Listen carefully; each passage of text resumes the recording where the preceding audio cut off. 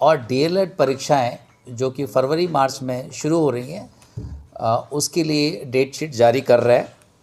और ये तीनों की परीक्षाएं 27 फरवरी से शुरू होकर अलग अलग समय पर, जैसे सेकेंडरी की 27 से शुरू होकर 26 मार्च तक चलेंगी, सीनियर सेकेंडरी की है 27 फरवरी से शुरू होकर 2 अप्रैल तक चलेंगी, और डीएलएड की परीक्षाएं 27 फरवरी से शुरू होकर 21 मार्च तक चलेंगी। और इन परीक्षाओं का जो समय है वो दोपहर 12:30 बजे से लेकर 3:30 बजे तक रहेगा। इन परीक्षाओं में ख़ास तौर पर सेकेंडरी सीनियर सेकेंडरी परीक्षाओं में 25% जो प्रश्न है वो ऑब्जेक्टिव टाइप के होंगे, जो कि प्रत्येक प्रश्न 1 नंबर का होगा। और इस बार जो 4 कोड होंगे, ABCD कोड हैं, उसमें 96% यानी 96% जो क्वेश्चंस हैं वो एक जैसे होंगे, सिर्फ उनका क्रम बदलेगा। और 4% प्रश्न ही हैं जो हैं वो अलग होंगे। और इसके लिए इस बार भी हमेशा की तरह फ्यूचर जो सिक्योरिटी फीचर्स हैं क्वेश्चन पेपर के अंदर, जैसे alpha numeric code, QR code और बाकी हिडन फीचर जो हैं वो पहले की तरह ही रहेंगे। और इन परीक्षाओं का जो मूल्यांकन है, जो कि हरियाणा विद्यालय शिक्षा बोर्ड ने डिजिटल प्रणाली के तहत शुरू किया है, अब सितंबर अक्टूबर में जो परीक्षा हुई उनका डिजिटल मूल्यांकन हुआ। इस तरह से भी जो फाइनल एग्जामिनेशन है उनका भी मूल्यांकन हम डिजिटल प्रणाली से करवाएंगे, जो कि बड़ी सटीक प्रणाली है। कई तरह के, तो क्या आपसे वो मिले हैं? जी, कभी भी जब हमारे पास, वैसे तो जैसे ही परीक्षा ख़त्म होती है हम एक्सपर्ट्स को बुला के एक्चुअल की बना के उसको अपलोड कर देते हैं।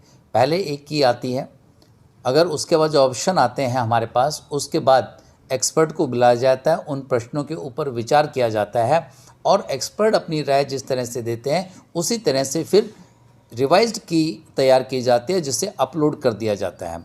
अगर मान लीजिए किसी तरह की कोई खामी रह गई हो, सिस्टम है, तो उसके बाद एक एक्सपर्ट कमी हमने जो है बनाई है।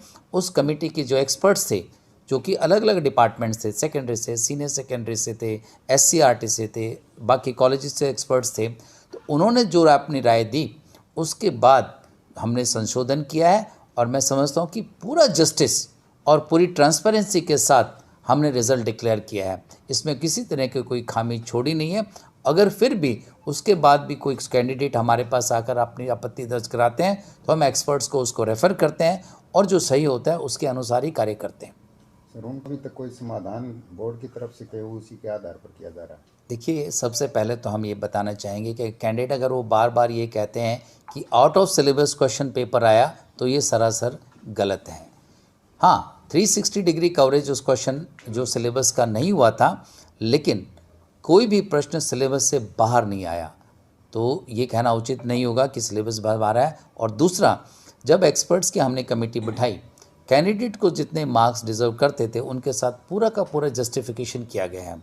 हाँ, एक प्रश्न था जिसके बारे में जिसके 2 करेक्ट आंसर थे, तो फर्स्ट ऑप्शन के हमने नंबर दे दी थी। थर्ड ऑप्शन जब एक्सपर्ट ने बढ़ाया कि ये भी कंसिडर किया जा सकता है, तो उसके बाद 1 नंबर बढ़ा था, जिसमें 1308 कैंडिडेट और क्वालिफाई कर गए थे।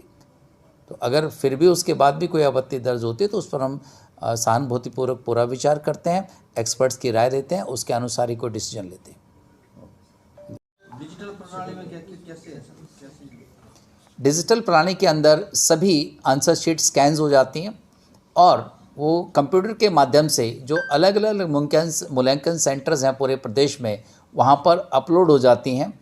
जब टीचर्स लॉगिन अपनी यूज़र आईडी और लॉगिन करता है उसके अंदर यूज़र आईडी से, उसके बाद उसकी प्रेजेंट्स भी लग जाती है और हर प्रश्न जो है जिसका उत्तर, अगर सबसे पहले तो वो जो भी कोड सिलेक्ट करना चाहेगा उसी कोड की उत्तर पुस्तिकाएँ उसे मिलेंगी, तो कोई डिफरेंस कई बार A या B कोड में कोई कन्फ्यूजन नहीं रहेगा।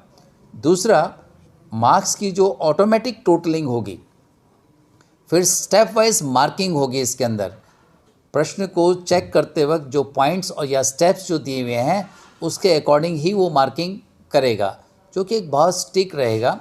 दूसरा, कोई पेज अनचेक्ड छूट गया है तो ऑटोमेटिकली जो सॉफ्टवेयर है कंप्यूटर का उसे बताएगा कि फ़लाना पेज अनचेक्ड रह गया है उसे चेक करिए।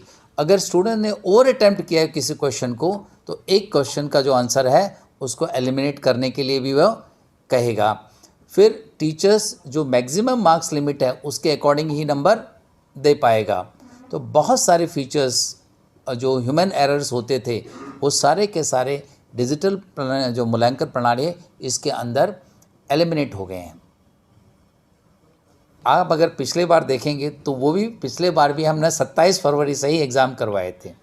तो इसके अंदर बोर्ड का एक सेट सिस्टम है बिगिनिंग का और एंड एग्जामिनेशन का, pre phase post phase systems का। तो जिस तरह एग्जामिनेशंस हो रहे हैं बाकी बोर्ड भी करवा रहे हैं उसी तरह से हरियाणा विद्यालय शिक्षा बोर्ड भी उसी दौरान परीक्षाएं करवा रहे हैं। सर ने आपको इन डिटेल सारी बातें बताई दी हैं। 10th का, 12th का और D.Ed का हमारा एग्ज़ामिनेशन शेड्यूल्ड है जो 27 फरवरी तक से चलेगा और 2 अप्रैल तक चलेगा। सारा उन्होंने इन डिटेल आपको बता दिया है। मैं आपके माध्यम से बोर्ड परिवार की तरफ से नए साल की शुभकामनाएं सबको देना चाहूँगी। आने वाला नया साल आप लोगों के जीवन में शुभकामनाएं लेके आएँ और मैं बच्चों से ये रिक्वेस्ट करूँगी कि अपने एग्ज़ाम को काफ़ी सीरियसली लें क्योंकि 12th का एग्ज़ामिनेशन है और 12th का एग्ज़ामिनेशन करियर डिसाइडेड होता है। जितने परसेंटेज आप मार्क्स लेंगे उसके हिसाब से ही आपका आगे एडमिशन का प्रोसीजर आपकी लाइफ डिसाइड करेगी। तो all the very best. Thank you.